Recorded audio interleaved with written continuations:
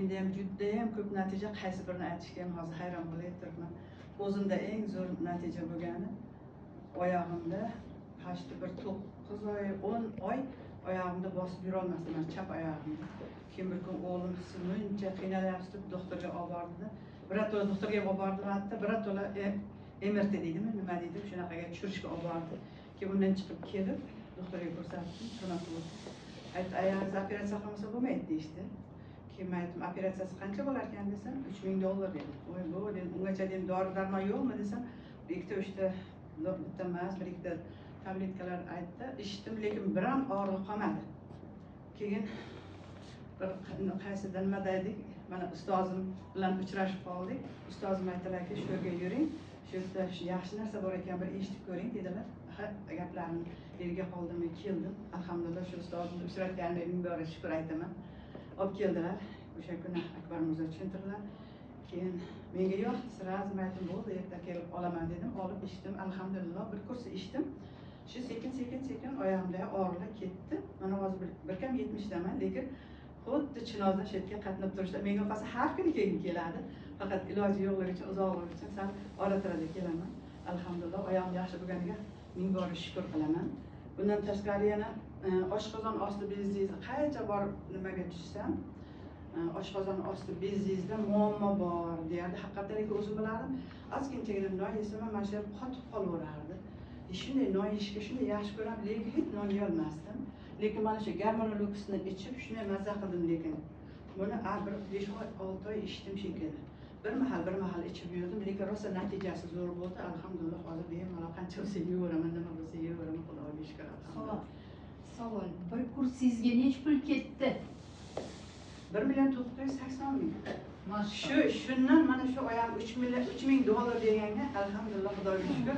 Shu 2 millionga ham yetdi, oyog'im yaxshi bo'lganiga beadad shukronalar aytaman.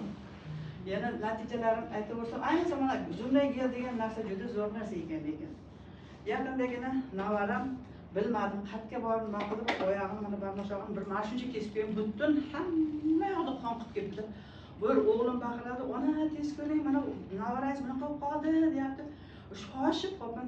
Yugurib bora solib oldimda, "Men hozir sen nima ushlab turgan, mahkam ushlab turgan" dedim, ola solib surdim.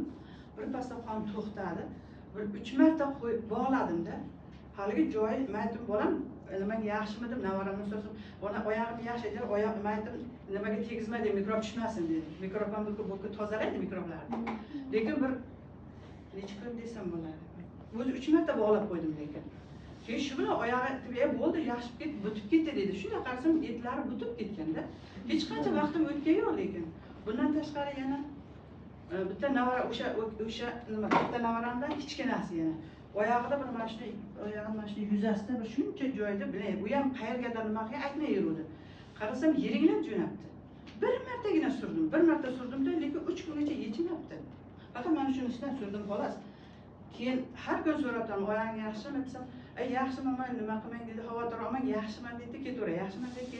Aytib, "Bu yoqqa kelib ko'ray, sen oyog'ing yaxshi bo'lganini ishonch hosil qilay" desam, "Yo'q. Shu bir marta bog'laganimda 3 kun yechmay yuribdi lekin.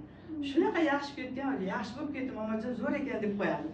Yo bo'lmasa tomoqlari og'rib qo'ysam, darhol mana ozginagina issiqqina suvga eritaman deb bir nuqatdagina g'arag'ara qilib ichib yuboringlar, g'arag'ara qilib ichib yuborishadi. Tomoqlari ham yaxshi qoladi. Shu tomoq og'rigani albatta bolalarda temperatura chiqadi. Keyin temperaturasi ham tushib qoladi, yaxshi bo'ladi.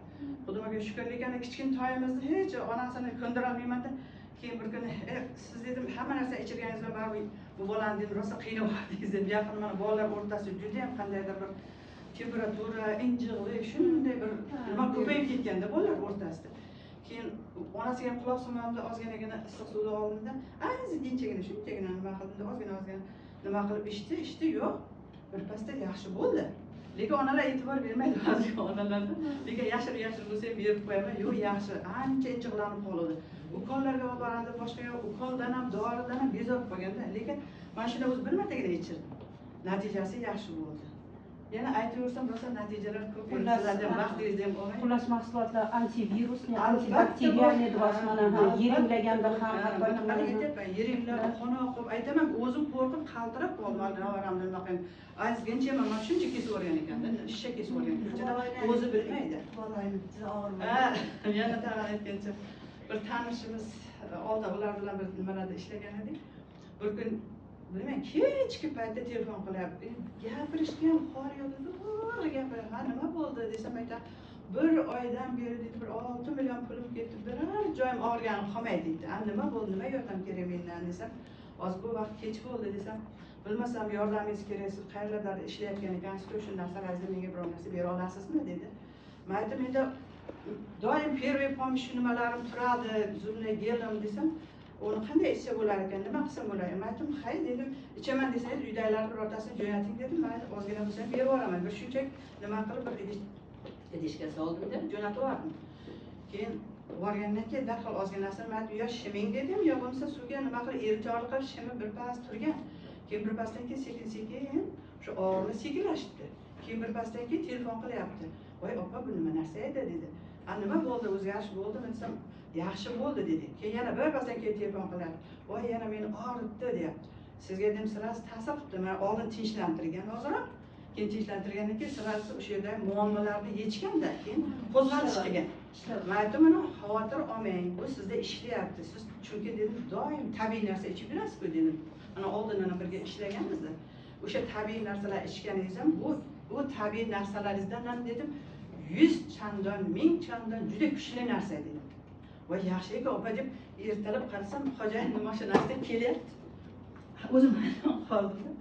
Keyin "Ha, nima bo'ldi?" desam, "Kecha yaxshi yotdim opajon, boringizga shukr" dedim. Men aytdim, "Men emas" dedim, "Mana shu narsani" dedim, "natijasi u sizga ta'sir qilgan narsa, sizga natija bergani o'sha" dedim. Shundan keyin o'ziga kelib, bir vaqt kelib aytdi, "Menga" dedi, "olib kelib bermasangiz bo'lmaydi" dedi. Keyin olib borib berdim, hozir ham ichib yuribdi, hozir ancha yaxshi. Men aytdim, "Siz hali deb qolganlarni iching, deb undan ham yaxshi ketasiz" dedim. Hozircha ancha yaxshi. Aytaversam rosa ko'p lekin natijalar. Hozircha